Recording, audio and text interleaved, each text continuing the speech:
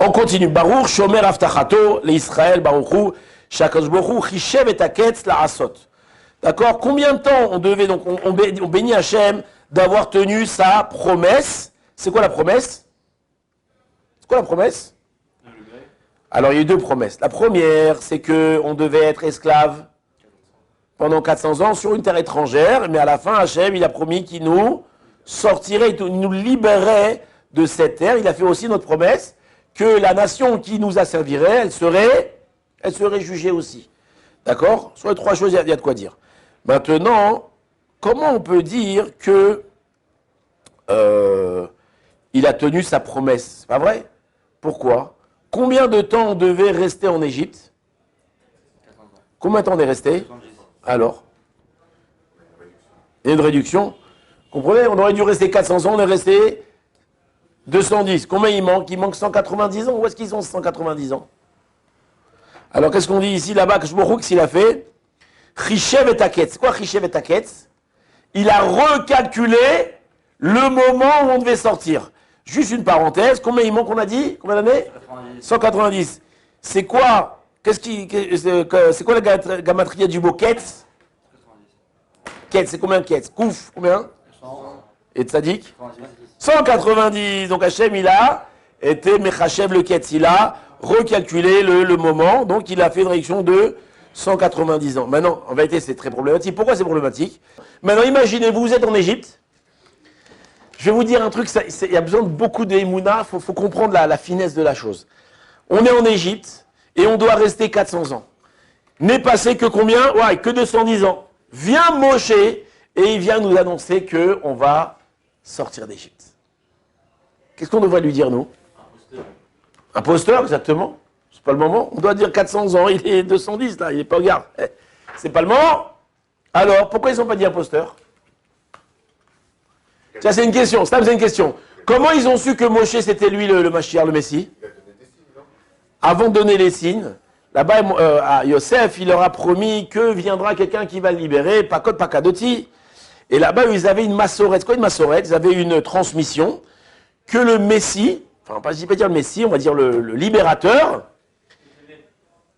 il était né aussi, mais le libérateur dira quelque chose.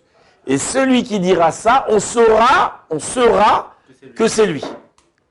Qu'est-ce qu'il va dire? Pas code, pas kadoti. Pas grand-chose à dire, d'accord? C'est facile à dire. Maintenant, c'était secret ou tout le monde le savait? Semble-t-il que tout le monde le savait. Donc la question que je vous pose, je ne comprends pas. Il n'y a pas un qui est venu, qui s'est fait passer pour le Messie, il a dit pas code, pas kadoti avant? Intéressant comme question ou pas? Nous, on voit que tout au long de l'histoire, on a eu des dizaines et des dizaines de faux Messies. Des gens qui se sont fait passer pour Mashiach. Et là-bas, ils n'ont pas eu un faux Messie en Égypte. Alors, la réponse à la question, elle ne va pas vous impressionner. Hein.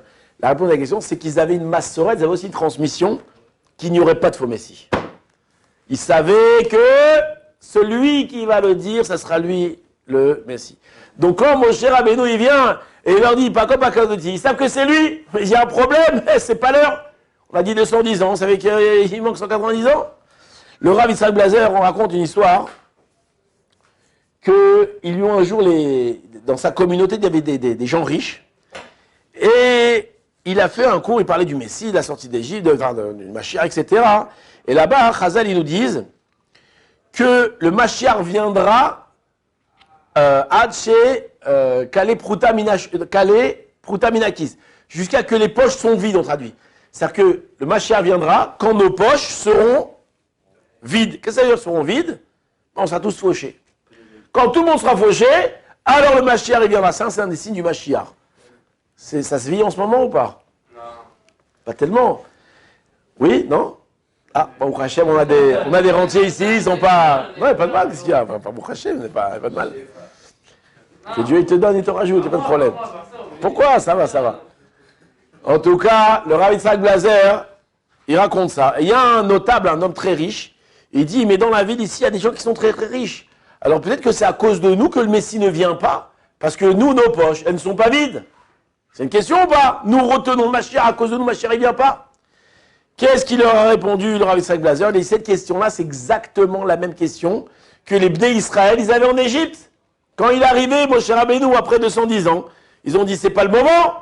Et qu'est-ce qui s'est passé? Qu'est-ce qui s'est passé? Hachem Chishev et Taketz, qu'est-ce qu'il a fait? Non, on va calculer la sortie, le début de l'esclavage depuis la naissance d'Yitzhak, on va faire une réduction de 190 ans. Il y en a qui disent non, parce que comme vous avez travaillé la nuit, alors ça compte double. D'accord? Laisse, Akadosh Baruch Hu, il est capable de s'arranger avec n'importe quel compte. Donc de la même façon, même si dans nos poches, Bezrat Hashem, on est tous des gens blindés, qu'on a beaucoup d'argent dans les poches, lorsque Hashem voudra venir le Messie, il va venir le Mashiach, alors il fera venir le Mashiach. Et ça, c'est répondre à une autre question, c'est que les gens, ils ont dit tout au long des générations que le Mashiach peut arriver d'un moment à l'autre. Comment? On a vu que dans le prophète, il y a beaucoup de signes du Mashiach qui n'étaient pas encore arrivés. D'accord? Il y a 100 ans, 200 ans, 300 ans. Il y avait plein de signes qu'on ne connaissait pas, qu'il n'y avait pas. Alors comment est-ce que le Mashiach, il pouvait venir si ces signes n'étaient pas accomplis? On dit exactement la même chose. T'inquiète pas, quand Akadosh Baruch Hu, il voudra faire venir le Mashiach, il s'arrangera avec toutes les prophéties. Toutes les prophéties qui a marqué qu'il y aura ci, qu'il y aura ça, Gog ou Magog, il y aura pas guerre mondiale, il s'arrangera avec tout.